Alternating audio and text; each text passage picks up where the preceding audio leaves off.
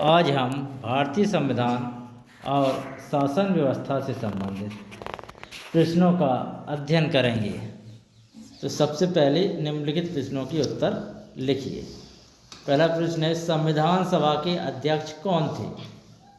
तो भारतीय जो संविधान बनाने के लिए संविधान सभा बनी थी, उसके पहले अस्थायी अध्यक्ष तो सच्चिदानंद जी थे, लेकिन बाद में 2 दिन बाद ही स्थायी अध्यक्ष डॉक्टर राजेंद्र प्रसाद चुने गए, जो कि बाद में भारत के राष्ट्रपति बने।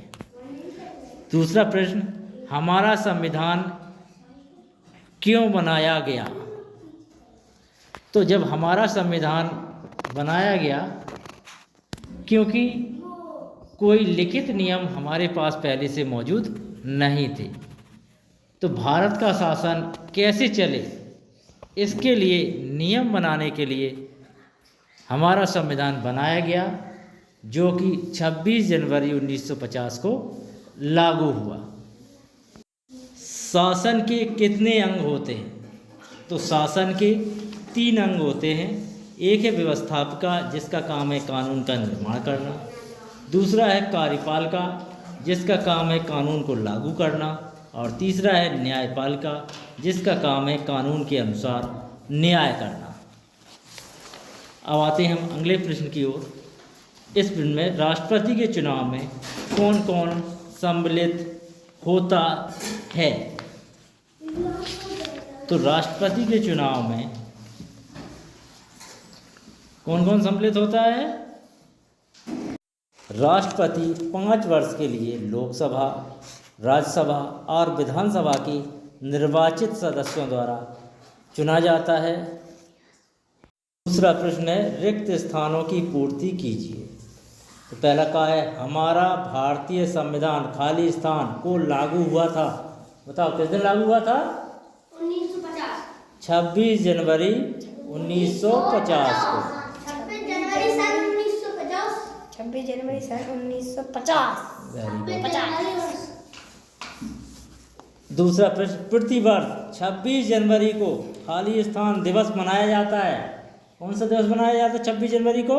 हम बताएं? हाँ, गणतंत्र दिवस। गणतंत्र दिवस। तीसरा खाली स्थान है, लोकसभा का कार्यकाल खाली स्थान का होता है। तो लोकसभा का कार्यकाल 5 वर्ष का होता है। 5 वर्ष में प्रत्येक बार लोकसभा के चुनाव होते हैं। 5 वर्ष बाद लोकसभा के चुनाव होते हैं। अगला क्वेश्चन देखिए, लोकसभा और राज्यसभा के सदस्यों को खाली स्थान कहते हैं। तो राज्यसभा और लोकसभा के सदस्यों को सांसद कहते हैं। सांसद कहते हैं। अगला खाली स्थान आते हैं, राष्ट्रपति, लोकसभा और राज्यसभा को मिलकर खाली स्थान बनती है। तो इन तीनों को मिलकर संसद बनती है। तीसरा प्रश्न है, मुख्य कार्य बताइए। तो व्यवस्थापिका का मुख्य कार्य क्या है? कानून का निर्माण करना। कार्यपालिका का मुख्य कार्य क्या है? कानून को लागू करना। न्यायपालिका का मुख्य कार्य क्या है? कानून के अनुसार न्याय देना।